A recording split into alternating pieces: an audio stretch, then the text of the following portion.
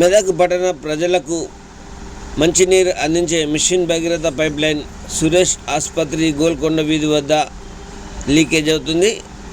గత కొన్ని రోజులుగా ఉదయం సాయంత్రం లీకేజ్ అవుతున్న మున్సిపల్ అధికారులు పట్టించుకోకపోవడంతో నీరంతా రోడ్డుపై రావడంతో పాదచారులు వాహనదారులు తీవ్ర ఇబ్బందులకు గురవుతున్నారు.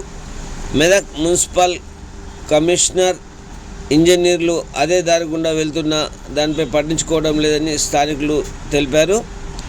జిల్లా కలెక్టర్ స్పందించి లీకేజీని త్వరగా ముగించి పట్టణంలో నీరు రహదారిపై రాకుండా చూడాలని పట్టణ ప్రజలు కోరుతున్నారు. గుట్టపైకి వెళ్లాల్సిన సింగూరు నీరు రోడ్డుపై వెళ్లడంతో మిషన్ భగీరథ సరఫరాలో అంతరాయం కలుగుతుందని స్థానికులు తెలిపారు.